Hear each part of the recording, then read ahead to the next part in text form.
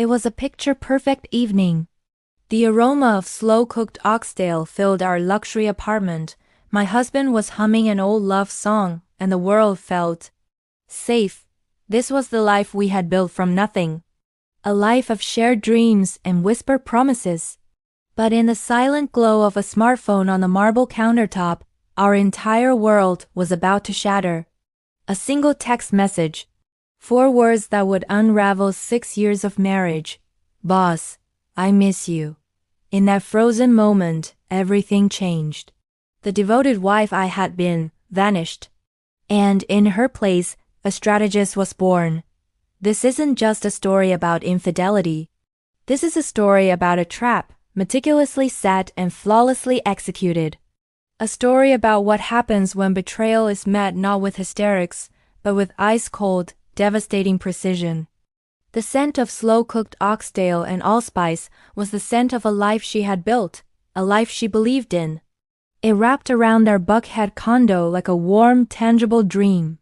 In the spacious kitchen, her husband, Marcellus, moved with a quiet, practiced grace.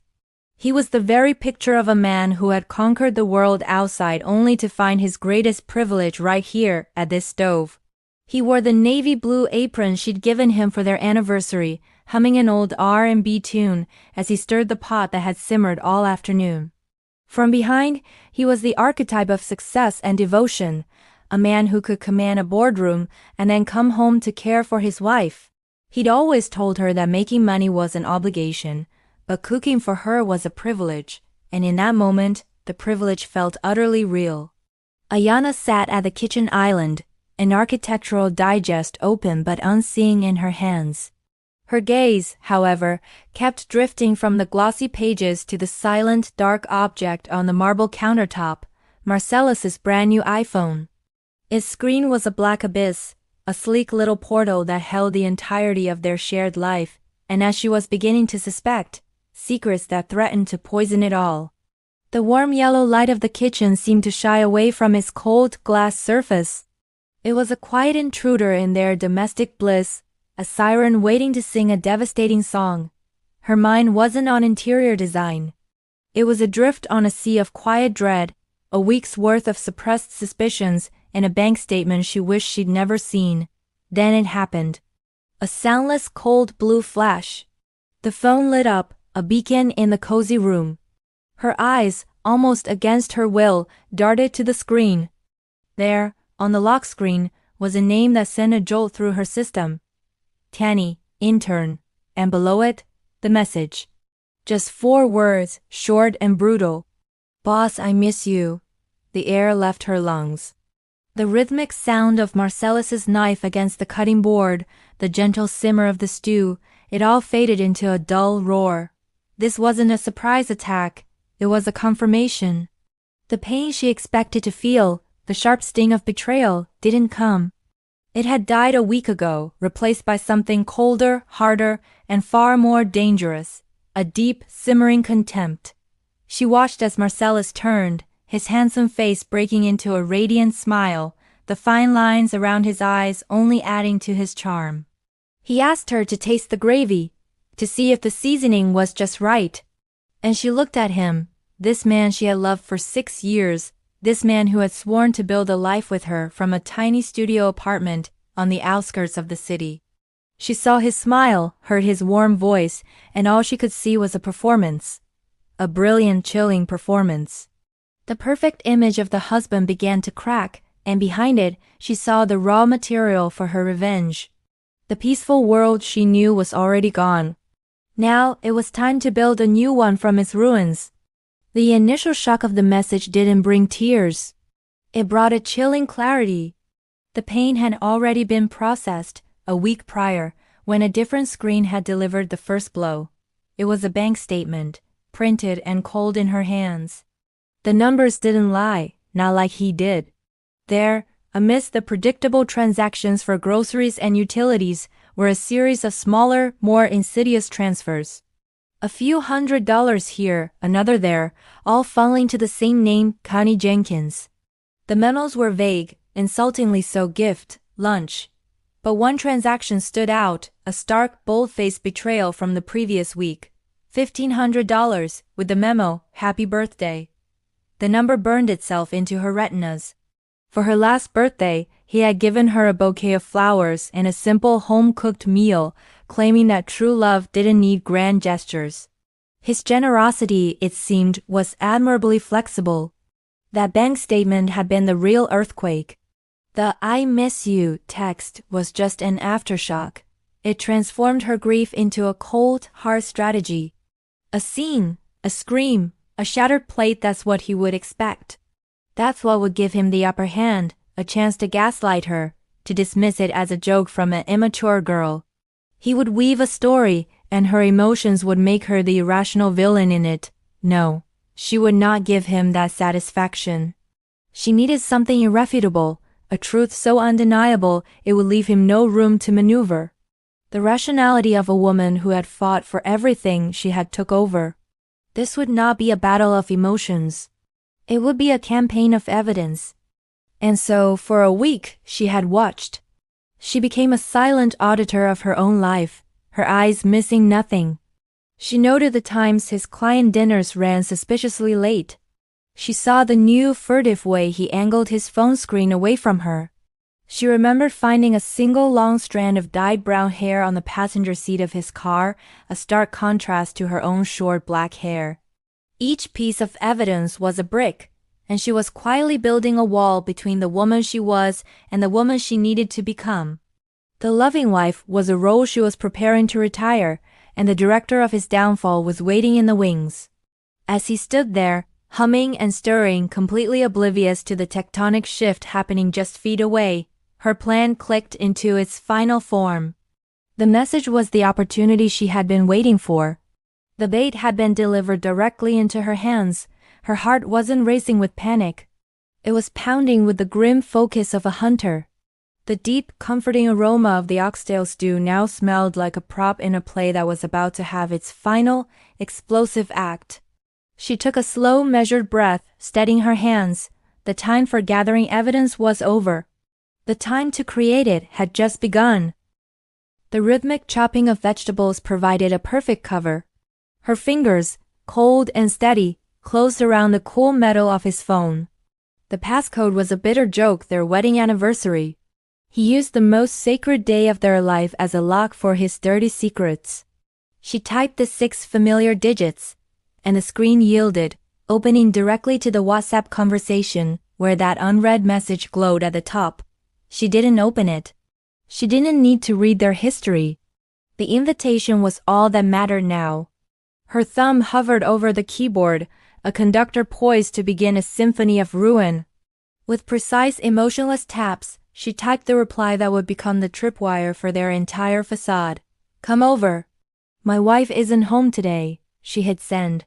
The message turned blue, marked with double checks. A transaction of betrayal, now complete. She watched the blue checks, a faint, icy smile touching her lips. This was the point of no return. With swift, efficient movements, she took a screenshot of the damning exchange, the "I miss you" and her fraudulent invitation side by side. She sent the image to her own device and then, with the care of a bomb disposal expert, she deleted the entire thread from his phone, erasing any trace of her intervention. She placed the phone back on the counter, adjusting it to the exact same angle. Her hands trembled slightly, but not from fear. It was the vibration of repressed rage, a seismic energy boiling deep within her soul, now channeled into a flawless, silent strike. She looked at Marcellus's back, at the familiar slope of his shoulders as he focused on his cooking. The man who had once held her hand and promised her the world was now a stranger, a duplicitous actor on a stage he didn't know was about to collapse. He was playing the role of the perfect husband, but his mind was likely miles away, wrapped around the image of his young, pretty intern. If he was so committed to this farce, she would make sure she directed the final scene herself. Every lie, every secret transfer, every stolen moment was about to be repaid with a currency he never expected: brutal, calculated exposure. The sweet and savory aroma that once meant comfort and love now felt cloying and false. The kitchen, her sanctuary, had become a war room. The trap was set. The bait had been taken. All that was left was to wait for the prey to arrive. She composed her face, smoothing her features into a mask of calm indifference. The storm inside her was now perfectly contained, hidden behind a serene gaze, waiting for the perfect moment to unleash its fury and level everything in its path. The clock on the wall began its slow, mocking countdown. He served the steamy oxtails in a large dish, placing it at the center of the table with the pride of a conquering hero. The intense aroma of thyme and slow-cooked beef filled the dining room, a scent that yesterday would have moved her to tears of gratitude. Today, it was a mockery. He meticulously wiped the rim of the plate with a cloth, removing even the smallest splash, a gesture she had once bragged about to her friends. Now, it was just another calculated move in his performance. He served her a plate heaped with white rice, carefully selecting the most tender piece of meat and placing it on top. "Eat while it's hot, baby," he said, his voice a warm, deep caress. "I cook the meat until it falls off the bone." He even boasted about visiting 3 different markets to find the best cuts, all just to take care of her the way she deserved. She accepted the plate from his hands, making a superhuman effort to keep her fingers from shaking. She brought a piece of the succulent meat to her mouth and chewed slowly. It was perfectly tender, the gravy rich with the exact kick she loved. But as she swallowed, a bitter, nauseating taste coated her tongue, as if she were chewing on ashes. She had to take a large gulp of water to force it down and keep from gagging. She looked at the man sitting across from her, who ate with a hearty appetite, offering her sides and telling funny stories from work. He talked about a new project, the CEO's praise, his plans for a promotion. There wasn't a single mention of Connie's name. She wondered how a person could lead a double life with such mastery, receiving an "I miss you" from his mistress and moments later playing the exemplary, doting husband. Memories of their difficult beginnings flashed through her mind, the small studio apartment on the outskirts of the city, his promise to work tirelessly so she would never lack for anything. He had kept that promise. This luxury condo was a testament to their joint effort. But it seemed that as their material wealth grew, his heart had shrunk. The devoted wife who once shared a simple sandwich with him now seemed flavorless compared to the fresh young women outside. Feigning fullness, she put down her silverware, claiming she was tired and had lost her appetite. Marcellus immediately adopted a look of concern, getting up to feel her forehead for a fever. His hand was warm, but his touch sent a chill straight to her bones, and she turned her head slightly to dodge his hypocritical touch. Excusing herself to get a glass of water, she glanced sideways at the clock. The shorthand was approaching 7. From her office or student apartment, it would take the girl between 30 and 45 minutes to arrive. The spell had been cast. "My wife isn't home today." Those words were more powerful than any invitation. She returned to the table, where Marcellus was clearing the plates, telling her to go rest on a sofa. The image of him rolling up his sleeves to wash dishes, once her favorite proof of his devotion, now seemed like the most disgusting scene in his repulsive theater. She sat, remote in hand, her gaze fixed on the front door, her ears tuned to any sound in the hallway, waiting for the gunshot that would announce the start of the war. The sound of the doorbell was not loud, but in the tense silence of the apartment, it resonated like a thunderclap, ding-dong. It was the gunshot announcing the start of the war. Marcellus's head jerked up from his phone, his face a comical mask of surprise and confusion. He looked at the clock, then at the door, muttering, "Who could that be at this hour?" His eyes then darted to her, as if she held the answer. She remained perfectly still on the sofa, her composure as icy and unbreakable as polished marble. "Stay seated," she told him, her voice soft but leaving no room for argument. "I'll get it." She stood and walked slowly toward the door, each step on the hardwood floor echoing like a hammer driving the final nail into the coffin of their marriage. Her heart pounded not with fear, but with the strange, cold excitement of a hunter finally cornering their prey. She took a deep breath, fixed her posture into one of unassailable authority, and placed her hand on the cold brass knob. Turning the lock, She opened the heavy wooden door to reveal the source of all her pain standing on her welcome mat. The young woman was petite, well made up, but her face still held a childish air she had not yet outgrown. She wore a tight dress that highlighted her youthful figure, and in her trembling hands, she held a small, carefully packaged cupcake. The instant their eyes met, the flirtatious smile on the girl's lips vanished, replaced by an expression of pure, unadulterated panic. Canny's eyes widened into saucers, her pupils contracting in terror. Her face, previously flushed with anticipation, drained of all color, turning as pale as the white box she clutched. She froze on the spot, her body rigid, and her trembling hands nearly dropped her pathetic peace offering. She had expected Marcellus. She had surely imagined a scene of jumping into his arms, whispering in a honeyed voice how much she had missed him. The raw, brutal reality that slammed into her was the image of his lawful wife, the lady of the house, blocking the entrance with a gaze as sharp as a honed blade. Ayana said nothing, simply observing the girl's terrified disintegration in a silence that made the atmosphere thick and suffocating. From behind her, she heard Marcellus's approaching footsteps. "Who is it, babe? Why are you taking so long?" he asked, his innocent question plunging the already petrified Connie into a deeper abyss of confusion. The girl looked frantically toward the condo's interior and then back at Ayana, her expression that of a thief caught red-handed, desperately seeking an escape route that does not exist. Ayana smiled then, a smile that was likely more terrifying than any outburst of weeping. And then she spoke, her voice loud, clear, and laced with cold authority, ensuring both the person inside and the one outside heard every syllable. "Hello, Connie," she said, the name hanging in the air like a verdict. "Are you here to see my husband?" The question hung in the air, a bucket of ice water thrown simultaneously on the mistress and the cheating husband.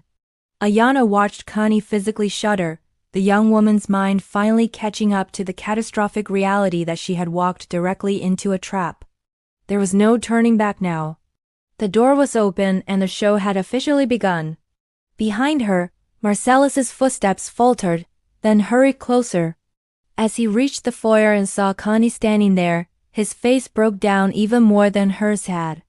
His eyes bulged, his mouth fell open, but no sound came out. The phone in his hand tumbled onto the sofa, a perfect symbol of his shattered composure.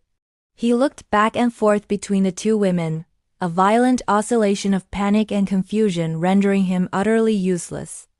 Connie, shrinking like a bird that had stumbled into an eagle's nest, stammered out a pathetic excuse.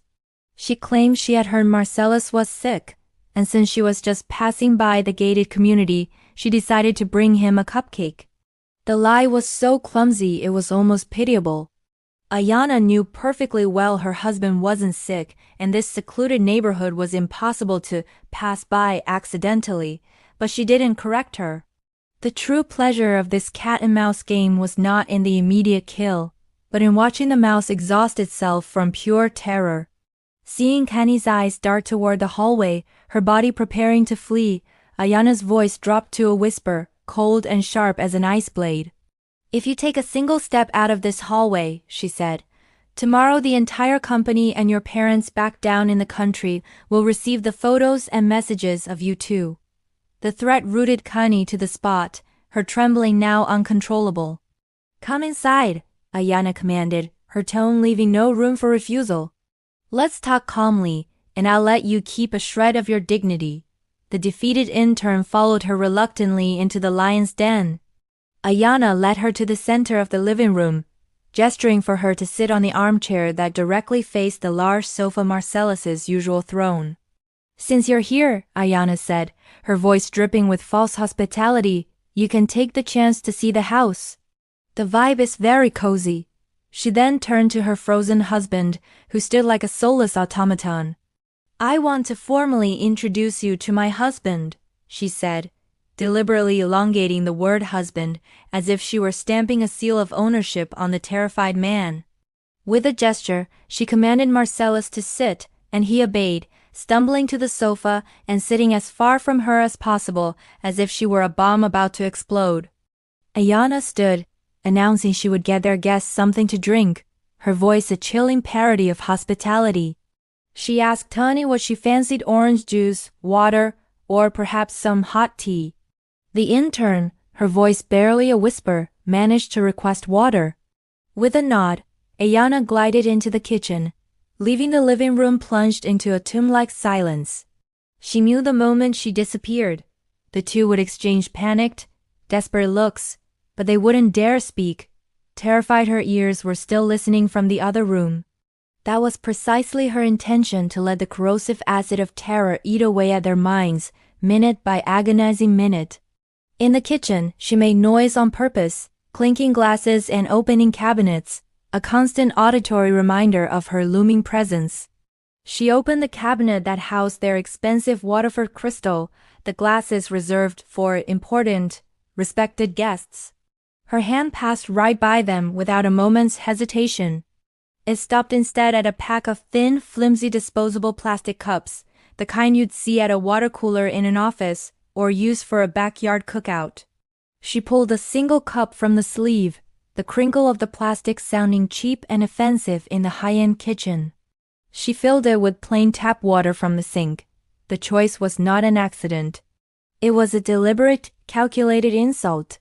She wanted to belittle Connie through the smallest of details, to make her understand that her place in this house, in their life, was as provisional, cheap, and disposable as that very cup. She returned to the living room carrying a tray, the contrast on it stark and humiliating. For Connie, she placed the flimsy plastic cup of tap water on the expensive glass table. For herself and Marcellus, however, she served steaming tea in elegant, fine china cups with delicate gold rims. The visual statement was undeniable. Connie looked at the plastic cup clashing violently with the luxury of her surroundings, and a deep, mortified red flushed her cheeks. She had understood the message perfectly. It was a wordless insult, far deeper and sharper than any slur, branding her as temporary, worthless, and utterly out of place. Ayana sat next to Marcellus, this time deliberately gluing herself to his side. She took his rigid arm and rested her head on his tense shoulder in a show of affectionate ownership. Marcellus stiffened like a wooden doll, his muscles coiled with panic. Through his fine shirt, she could feel the frantic, runaway beating of his heart. Cold sweat slicked his temples. She then initiated a conversation filled with hypocritically social questions, asking Connie about her internship while she caressed her husband's arm and shot him loving glances. Each stroke of her hand was a brand of possession, each look a dagger in the other woman's heart, reinforcing the impregnable wall of a marriage where Connie was nothing but a fleeting, disposable shadow. Ayana shifted the conversation with a tone of excited anticipation, turning to Marcellus as if sharing a delightful secret. She brought up their vacation plans for St. Lucia next month, painting an idyllic picture of blue seas, white sand, and romantic candlelit dinners under the stars. She then seamlessly wove in their plans for a lake house in the Blue Ridge Mountains, describing weekends, then gardening and fishing, a serene future built for two. Each word was a carefully laid brick, constructing a beautiful, sprawling estate from which Connie was permanently and completely excluded. She emphasized that her parents had promised $15,000 for the renovations as a gift for their future grandchildren, a detail that made Marcellus's body tense up as if touched by a live wire. The mention of children was Ayana's masterstroke, the strongest anchor of family and social legitimacy that a passing mistress could never provide. She described a happy home filled with children's laughter, declaring that next year was the perfect time to try for a baby, hoping for a boy. She then turned her bright, predatory gaze directly to Connie and asked if she didn't think it was a wonderful plan. The direct question made the intern jump, the teaspoon in her hand clattering sharply against the saucer in the suffocating silence. Flustered, Connie stammered, It's a great plan. I'm sure you'll be very happy." The forced blessing from her rival's lips was the most bitter irony, a verbal surrender that Ayana savored. Inside, she knew Connie was screaming, consumed by the realization that she was merely a temporary distraction, utterly irrelevant to the real long-term life Marcellus was building. Ayana continued her psychological assault on the financial flank, telling Marcellus she would transfer the down payment for the lake house tomorrow and that he should sign the title papers quickly, deliberately emphasizing the house would be in both their names. It was a declaration of sovereignty over their shared assets, a warning that everything he had was inextricably tied to her. Marcellus, sweating profusely, could only nod, wishing for the sweet torture to end. He understood the threat hiding behind her sweet, planning words. Don't be an idiot and trade all of this for a momentary pleasure. The conversation about houses and children seemed to suck the last drop of vitality from Connie, who shrank into the armchair, hugging her plastic cup as if it were the only solid thing in a world that was crumbling around her. Ayana looked from the cheap cup in Connie's hands to the gold-rimmed china in her own, feeling a wave of cruel satisfaction. She lifted her elegant cup, took a deliberate sip, and savored the high-quality tea, commenting on its smooth taste. She then offered Connie some with false pity, her gaze lingering on the plastic cup. "Connie, are you okay with just water? Don't you find it a bit bland?"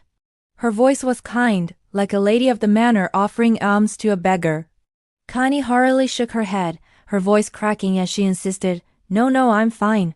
I was thirsty." "Water is enough."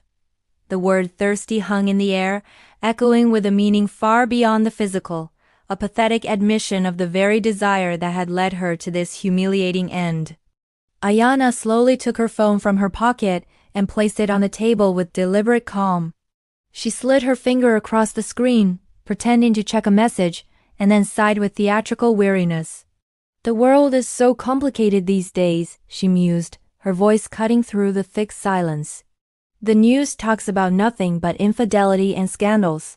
She paused, letting the words hang in the air, observing how Connie remained frozen and Marcellus furtively wiped his brow. "My girlfriends tell me young girls these days are very bold," she continued, sharpening her tone to a fine point. "They send messages to other women's husbands as if they were their girlfriends, without the slightest shame." The tension in the room tightened like a guitar string about to snap. She leaned forward slightly, her eyes glinting with cold fire. "I usually check Marcellus's phone to help him with work stuff," she said, her tone conversational yet lethal. "And lately, I've seen a lot of messages from unknown numbers. A young girl, by the looks of it her name sounds very innocent. Must be an intern." She glanced sideways at Connie, whose face had lost every last drop of color, her painted lips now trembling and pale. With a mocking smile that didn't reach her eyes, Ayana delivered the final killing blow. "You know what, Connie? Just the other day, I was home and my husband was making dinner, and suddenly a girl sends a message to his phone saying, 'I miss you.' Some nerve, don't you think? With the wife at home, daring to send a message like that, was she challenging me?" The words fell like a lightning strike. Connie's eyes widened in pure unadulterated terror as the full horrifying truth crashed down upon her. The "I miss you" message, the reply inviting her over, the entire trap, it had all been orchestrated by the wife. She had not been cleverly seizing an opportunity. She had been a stupid moth flying directly into a flame meticulously prepared for her. She looked at Ayana as if seeing a monster for the first time, realizing the woman across from her was not a docile housewife, but a master strategist of psychological warfare who had known everything from the very beginning. Beside her, Marcellus was also in shock, turning to look at his wife with an expression of pure horror. He had never imagined she was capable of such calculated cruelty, that she had not only read the message but had the coldness to lure his mistress here and systematically dismantle them both. The intelligence and ruthlessness of her plan sent a violent chill down his spine. He had vastly underestimated the woman he called his wife. Ayana held Connie's terrified gaze, her own eyes cold and contemptuous. She didn't need to say another word. Her silence was the severest sentence she could pronounce, and the final, invisible push she needed to give to send the intruder fleeing from her home. Connie could not endure another second under the weight of that devastating silence. She scrambled for her purse, her movements frantic and uncoordinated, the bag hitting the chair with a dull thud as she jumped to her feet. Mumbling a barely coherent excuse about an urgent matter at home, her voice cracked and on the verge of sobs. She fled toward the door without waiting for a reply, running like a thief into the hallway. Marcellus made a reflexive move to stand, perhaps to see her out or offer a final cowardly apology, but Ayana was faster. Her hand clamped down on his thigh like a vice, her hardened gaze a clear warning against any further stupidity. He understood and stayed paralyzed on the sofa, his eyes following the back of his mistress as she disappeared, leaving her abandoned cupcake box as a monument to her miserable failure. The moment the front door clicked shut, Ayana's demeanor shifted from cold hostess to final judge. She stood, walked over to her husband, and picked up his smartphone from where it had fallen. She looked at him, then at the device, and with a sharp, violent movement, she smashed it against the glass tabletop. The explosive crack shattered the suffocating silence, the screen splintering into a spiderweb of cracks, a perfect reflection of their marriage. Marcellus flinched, staring at her with a face pale with terror. She crossed her arms, looking down at him with an icy glare. "Explain yourself," she demanded, her voice sharp and devoid of all emotion. "The message saying, 'Come over, my wife isn't home today,' I sent that. Did you think I was an idiot who didn't know anything?" He was left slack-jawed, his disbelief at her forceful confession rendering him mute. His lips trembled as he tried to form a pathetic excuse, stammering that it was a misunderstanding, that Connie was just a coworker, and her visit was a total surprise. Ayana let out a bitter dismissive laugh. "A coworker?" she repeated, her voice dripping with scorn. "A coworker sends you a message at 8 p.m. saying she misses you? A coworker knows your ailments better than your own wife?" She moved closer, looking him straight in the face, marking every syllable. "Don't take me for a fool. We've been living together for 6 years. I know you better than you know yourself." His furtive looks, his jump at the doorbell, his cowardice, it had all given him away. Marcellus lowered his head in silence, the clearest confession he could offer. His silence was the kindling that ignited the final raging fire of her anger. She didn't want his empty apologies. She went to her purse and pulled out the stack of papers she had prepared that afternoon, the evidence.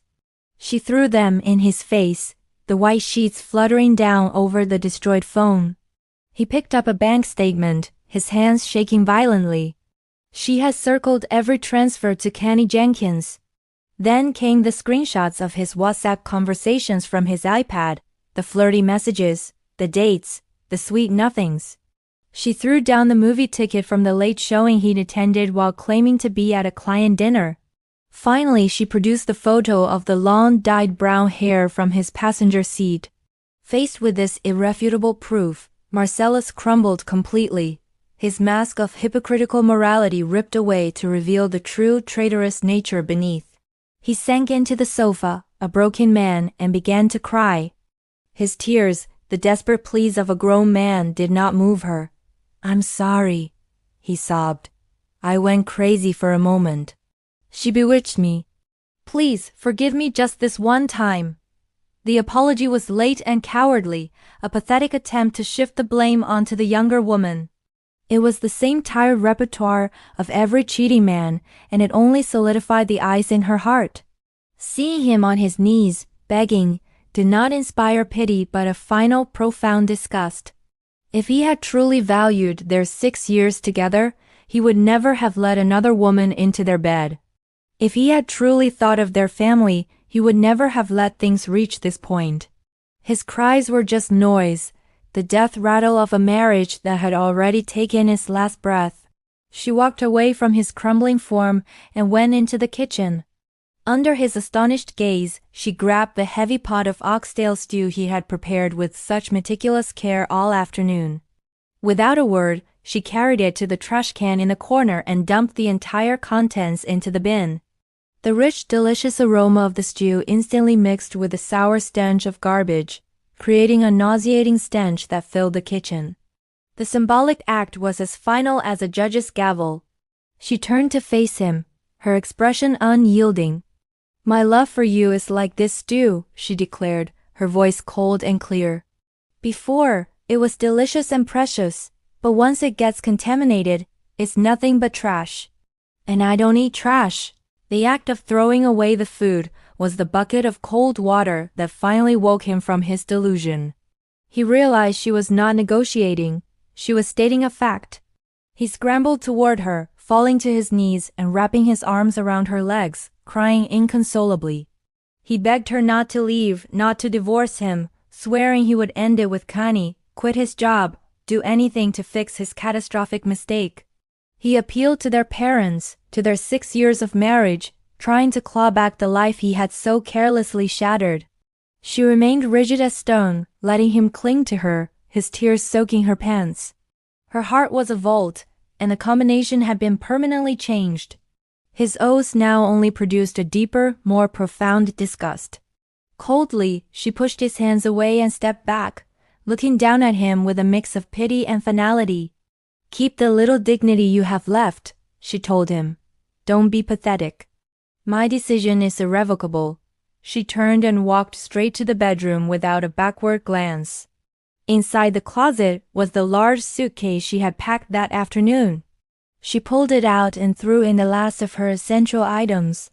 She took only what was truly hers, leaving behind the furniture and possessions that now felt stained by his betrayal. She walked back out to the living room, suitcase in hand, passing Marcellus, who was still on the floor, his body racked with sobs.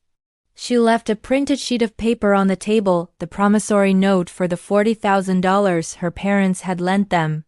"Get ready to pay back every last cent," she said with an icy finality, and then she walked out the door, closing it firmly on 6 years of her life. The Uber traveled through the empty, rain-slicked streets of the city night, carrying Ayana away from her old life. Sitting in the back seat, she watched the streetlights blur past, her mind strangely blank yet light, as if a crushing weight had been lifted. She didn't cry. The tears had crystallized inside her into a sharp, unyielding determination. Her destination was the apartment of Lysandra, her best friend since college and a prestigious lawyer who specialized in divorce and asset disputes. Lysandra was already waiting in the lobby, a strong, decisive silhouette against the bright lights. Seeing Ayana's gaunt face and the single suitcase, she didn't ask questions. She simply approached and enveloped her in a tight, wordless hug, a gesture of pure, unwavering solidarity that nearly broke Ayana's composure, but she held firm. It was not the time for weakness. In the cozy lemongrass-scented sanctuary of Lysandra's apartment, over a cup of hot tea, the story finally poured out. Ayana recounted everything with a surprising calm, from the fateful message to the theatrical confrontation and her final departure. When she finished, Lysandra slammed her hand on the table with a dull thud, letting out a sharp curse. She affirmed that Ayana had done exactly the right thing, that a cheating man was unforgivable, and that her handling of the mistress had been top-tier civilized, yet exquisitely cruel. Then, the lawyer in her took over. Lysandra began analyzing the situation with a cool, professional eye, reviewing the evidence Ayana had gathered, the bank statements, the screenshots, the photos. She nodded in approval, confirming it was more than enough to dominate in court. But Lysandra proposed a more nuanced form of justice than a simple divorce filing. "Divorce is your liberation," she stated, her eyes gleaming with strategic intensity. "But true justice is punishing the traitor." Instead of a messy social media expose that would make Ayana the subject of city gossip, they would attack what Marcellus valued most, his career and his reputation. It would be 1,000 times more painful than a public scene. Lysandra instructed Ayana to compile all the evidence into a single damning file.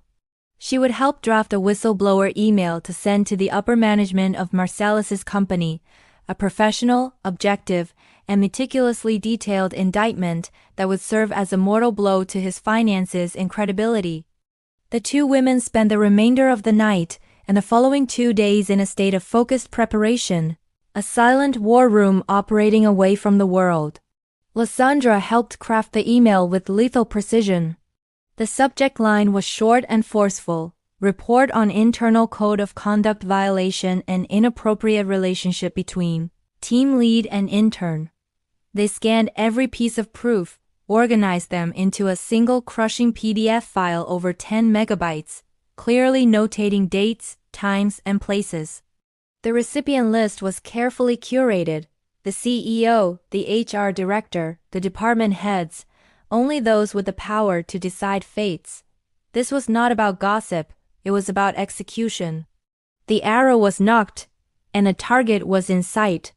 On Monday morning at 9 a.m. sharp, as office workers settled at their desks, Ayana took a final breath and clicked send. The email, loaded with the death sentence for 2 careers, vanished into the corporate ether. The atmosphere at Marcellus's company quickly grew as suffocating as it had been in his living room. According to an acquaintance there, the email caused a seismic impact, spreading like wildfire through management. Marcellus, trying to feign normality, was summoned to a conference room by the HR director at 10 a.m. There, he was presented with the evidence of his sins: the use of the corporate card for personal dates with Connie, falsified receipts for business meals, a textbook case of embezzlement. His face turned to wax as they placed a thick folder, a printout of Ayana's PDF, on the table before him. Faced with such irrefutable proof, he was rendered mute. 2 security guards escorted him as he gathered his personal items, a public humiliation that marked his respected career with an indelible stain. From Lysandra's apartment, Ayana received the news by phone, feeling no satisfaction, no pity. It was simply the price of betrayal. The financial consequences arrived like a tidal wave. With his high salary gone, the bank loans, the car note, the condo mortgage, the credit cards became a noose tightening around his neck. Her phone lit up incessantly with calls from Marcellus Ruiz, as she had renamed him in her contacts. His messages evolved from desperate pleas for forgiveness and a chance to start over to furious accusations, calling her cruel and heartless for ruining his life. She deleted them all. Cruel? The word was meaningless from the man who had shared another woman's bed while she waited at home with his dinner. She had only claimed what was fair. Even his mother called, crying and insulting her, claiming it was normal for a man to stray and a wife's duty was to endure. Ayana felt a bitter resignation for women trapped in such thinking, told her mother-in-law she could not live with a traitor, and blocked his entire family. Marcellus was left to wander the empty, expensive apartment, drowning in debt and overwhelming loneliness, the fairest punishment for a man who valued nothing. Connie's fate was a mirror of his disgrace. She was called into HR, her face swollen and gaunt, a ghost of the flirtatious girl who had arrived at the condo. The decision to terminate her internship was immediate, the reason stated as a violation of internal conduct and detriment to the work environment. Her naive excuses about being young and falling into temptation were useless in the ruthless corporate world. The story of the brazen intern who challenged the wife became the hottest topic in anonymous company chats. As she packed her things into a cardboard box, not a single colleague offered help or comfort. They only looked at her with disdain, whispering behind her back. The men who once flirted with her now avoided her like the plague. In front of the elevator, she crossed paths with the same security guard from her frantic flight days prior, and his look of pity was the final straw. She broke down, crying loudly as she ran from the building, leaving behind a mockery. According to Lysandra, Connie couldn't withstand the shame and soon moved apartments, locking down all her social media and disappearing from the virtual world. It was a devastatingly expensive lesson for a young woman just starting her life. She had tried to trade her youth and beauty for something vain, and in the end, she lost the most valuable things, her honor and self-esteem. Ayana felt no pity. Connie had chosen her path, ignoring all morality, and the consequences were hers alone to bear. The 2 people who had conspired to shatter her life were now left with nothing but the rubble of their own poor choices, while Ayana stood ready to build something new from the ashes. 2 months later, they faced each other again in the sterile light of the courtroom for the divorce settlement hearing. Marcellus seemed to have aged a decade, his face shadowed by an unkempt beard, his clothes hanging wrinkled on his frame. He looked at her with pleading, bloodshot eyes, but Ayana maintained a posture of cold, unapproachable distance. Lysandra stood beside her, a sharp and professional presence that seemed to shrink Marcellus even further into his seat. He made a weak final attempt to cling to their past, muttering that he still loved her and wanted to reconcile, but his words were hollow, pathetic echoes in the formal space. With surgical precision, Lysandra presented the court with the irrefutable evidence of his infidelity, a comprehensive portfolio of his betrayal that extinguished his last feeble hope in a single decisive stroke. The division of assets became the final battleground, the tension so thick it was difficult to breathe. The luxury Buckhead condo, the symbol of their shared success, was the biggest point of contention. Marcellus, driven by a crumbling pride and the terror of homelessness, proposed paying Ayana her share in monthly installments, a last-ditch effort to keep a tether to his former life. Ayana let out a short, contemptuous laugh and shook her head firmly. She would allow no financial link, no lingering connection to this man. In a clear, unwavering voice, Lysandra presented their terms. He could pay Ayana 50% of the house's value in a single lump sum, plus the $40,000 for her parents' renovation contribution, or they would sell the property and split the proceeds, with him responsible for the entire outstanding mortgage. The ultimatum drained the last of the color from Marcellus's face. Unemployed and drowning in debt, he had no way to summon hundreds of thousands of dollars. The bank had already begun sending foreclosure notices for the mortgage he was 3 months behind on. He was cornered, checkmated by the financial reality his actions had created. He had no choice but to capitulate, to agree to the sale of the apartment that had once been his greatest pride. It was listed at a below-market price for a quick sale, a final public testament to his fall from grace. After the mortgage was paid, and Ayana received her share and her parents' money, Marcellus was left with virtually nothing, a man stripped bare of the material world he had once commanded. He signed the divorce papers with a trembling hand, his crooked signature serving as the final, pitiful period on 6 years of marriage. He walked out of the courthouse empty-handed in every sense of the word, without a house, without a car he'd sold to pay debts, without a wife, and without a career.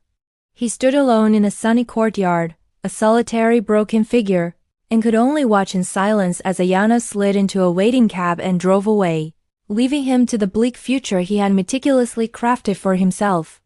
The price of his betrayal had been astronomical, but it was a debt he had brought entirely upon himself. The money from the house sale provided a considerable foundation, not for a life of luxury, but for one of peace. Ayana chose a smaller, cozy condo in a quiet, tree-lined neighborhood, a world away from the opulent prison of her old Buckhead home. She decorated it with soft beige tones, fresh plants, and a simple solid wood bookshelf, banishing the ostentatious furniture that had once served Marcellus's vanity. Every corner now reflected her own personality, transmitting a sense of calm and unshakable peace that she breathed in like a long-missed fragrance. This was her sanctuary, a space untouched by betrayal, where the only memories being made were her own. Tonight, she had invited Lysandra for a housewarming. They sat on the balcony, a cool breeze brushing their faces as they drank red wine and gazed at the illuminated city skyline. Lysandra raised her glass in a toast to Ayana's liberation, to emerging from the wreckage stronger and wiser. Ayana smiled, the expression feeling genuine and light, and clinked her glass against that of her invaluable friend. Without Lysandra's strength and legal acumen, she knew the storm would have been far more difficult to weather.